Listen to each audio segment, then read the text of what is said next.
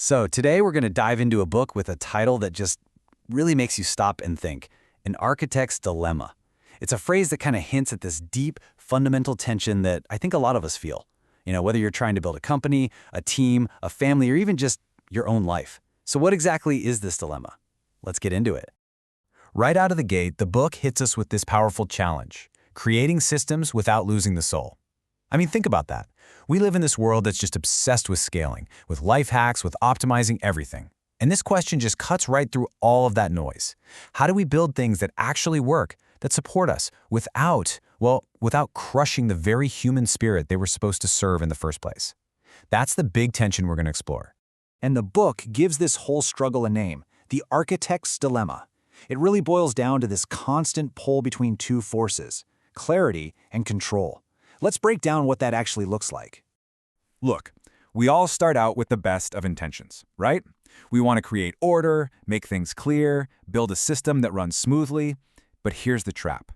That noble search for clarity can slowly, almost without you noticing, start to turn into a need for rigid control. And that's when you end up with conformity, not creativity. And you can see this tension pop up in a few key places. That drive for clarity, it can so easily become rigid conformity. Our best intentions, well, they can get totally lost in the actual outcomes.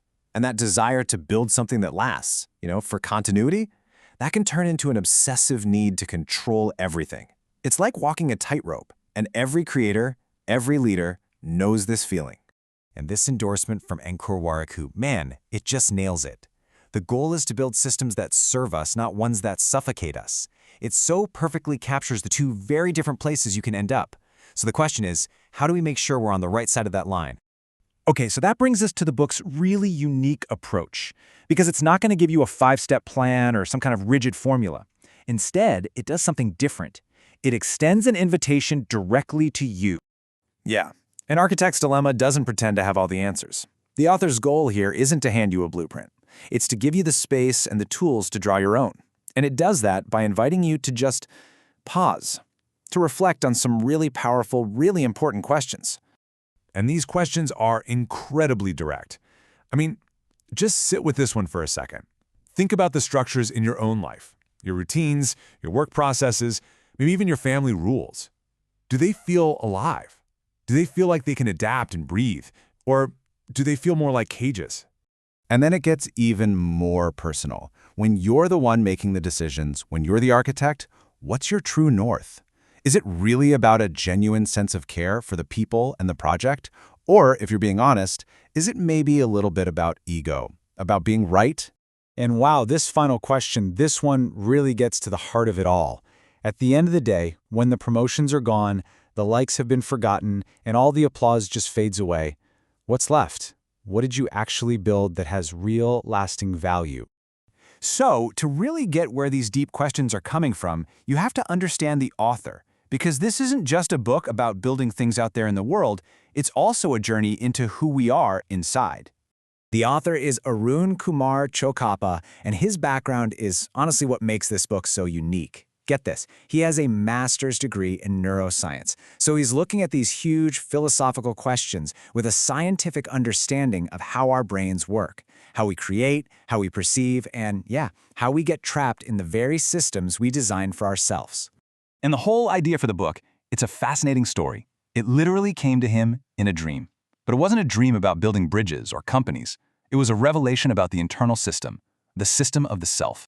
So in this dream, he realized he wasn't just one person. He was playing 3 different roles, all at the same time. He was the actor, down in the weeds, living the experience. He was the observer, kind of watching it all from a distance. And he was the architect, the one who was actually designing the whole thing. And that became this core idea for how we can choose to show up in our own lives.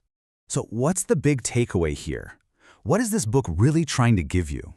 Well, it all comes down to this really powerful idea. It's not giving you a path to follow.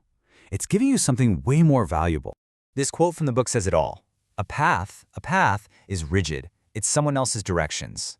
But a space is open. It's an environment where you can explore, you can create, and you can find your own way forward. So, instead of a rule book, you get these beautiful tools, It offers mirrors for self-reflection, powerful metaphors that help you understand complex ideas, and what it calls quiet tools. And these are all designed to help you build systems that don't need to be loud or demand attention, but that serve their purpose, quietly and ethically. Systems that have a soul. And we're going to leave you with one final question from the book. And for me, this is the one that really tests an architect's heart. Can you build something with so much care, with such a lack of ego, that you're doing it for people you'll never meet, for people who might never even know your name? That right there is the architect's true dilemma. And maybe, just maybe, their greatest calling.